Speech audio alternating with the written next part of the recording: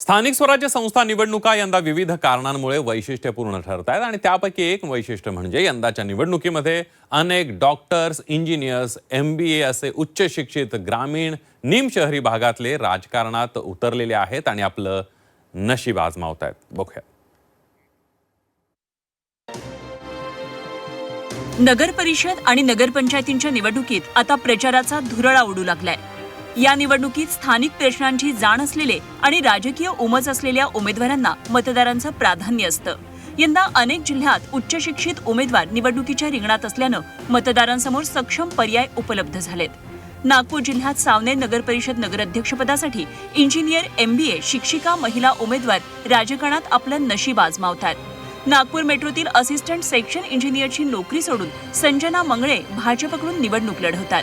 Electronics and telecommunication मध्ये माझं engineering झालंय.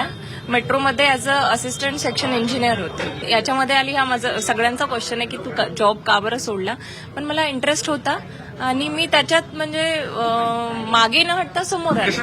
तर MBAचं शिक्षण घेतलेल्या रीमा बालाखे भाजपकडून नगरसेविका पदासाठी निवडणुकीच्या रिंगणात आहेत.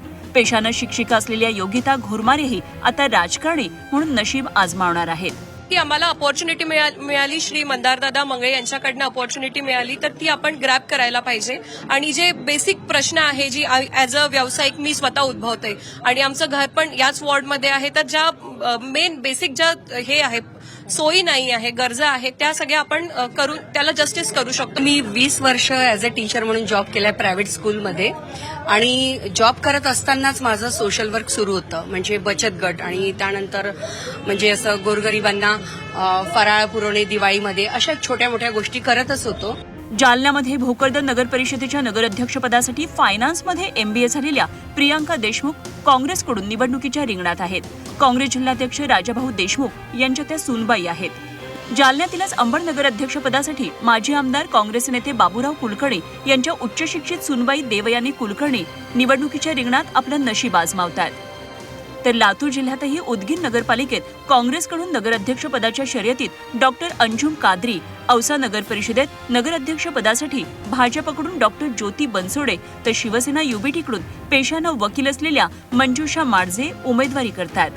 तर हदगाव नगर परिषदेत शिवसेनेकडून नगराध्यक्षपदासाठी उच्च शिक्षित रोहिणी वानखेडे निवडणुकीच्या रिंगणामध्ये उतरल्यात. Rohini Wankhede MSc software engineer आहेत. ग्रामीण भागातल्या या निवडणुकीत उच्च शिक्षित आणि तरुण महिलांचा सहभाग कौतुकास्पद आहे. स्थानिक स्वराज्य संस्था निवडणुकीत उच्च शिक्षित लोकप्रतिनिधी निवडून आल्यास गाव, शहर पातळीवरचे सर्व स्थानिक आणि ज्वलंत प्रश्न सोडवण्यासाठी नक्कीच मदत होईल. मात्र मतदार या उच्च शिक्षित लोकप्रतिनिधींच्या पारड्यात मत टाकतात का हे पाहणं औत्सुक्याचं ठरेल. नागपूरहून अमर काणेसह ब्युरो रिपोर्ट, झी 24 तास.